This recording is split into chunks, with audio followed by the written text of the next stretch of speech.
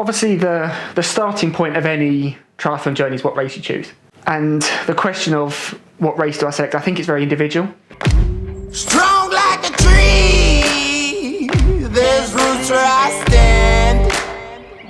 Oh, I've been running from the law. Hope they won't shoot me down soon. Firstly, we've got to decide what motivates you. Are you coming into the sport wanting to do a triathlon?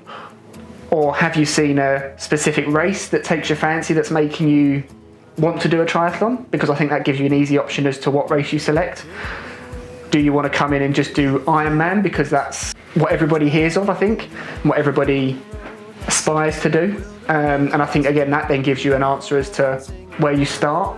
But if that's not the case and you're just looking at, I want to start my journey into triathlon, I think choosing a race, you've got to look at your background and your experience. The longer you go, the more the bike and the run become a larger part of the race. So if you're a weaker swimmer, most people tend to look longer, but that comes with the caveat of, are you happy swimming 3K, 4K open water? And obviously you can build up to those distances. But I think, if you're just getting into it, I will always say to people that even if you're going to target a 70.3, I try and then build the season back. If you've not got much experience, let's try and put something in before that's shorter, which gives you then a confidence boost. It lets you check your training.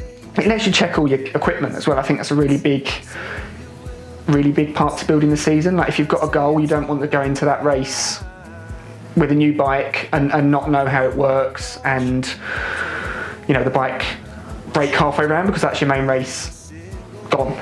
So I always say to someone, let's put a race in. It doesn't have to be the same distance, especially if you're doing an Ironman. I wouldn't suggest that, 6 weeks before. And that can obviously be shorter. If you're doing 70.3, I think Olympic is a great distance. If you're doing Ironman, then I think either an Olympic or a 70.3 is a good prep race. And the other aspect to building a season is it just going to be are you just going to do one main race? Or is there going to be a few targets? And then we have to look at recovery, or how long each race takes as a recovery.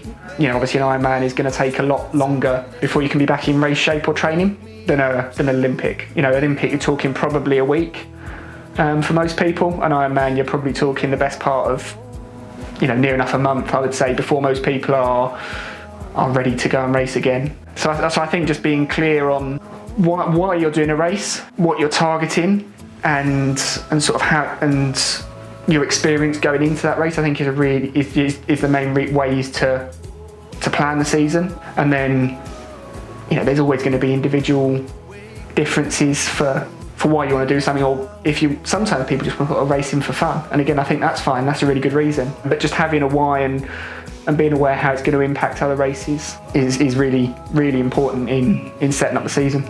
Brand doesn't matter for the achievement. Let's be honest, if it's Outlaw, if it's Challenge, if it's Ironman, if it's a non-branded race, if your goal is to do that distance, I don't think the brand has to matter. I think if the brand matters, I think it's a personal choice, and I think it could be an influencing factor on why you choose a race. I don't think it has to be a defining factor on whether that race goes in your calendar.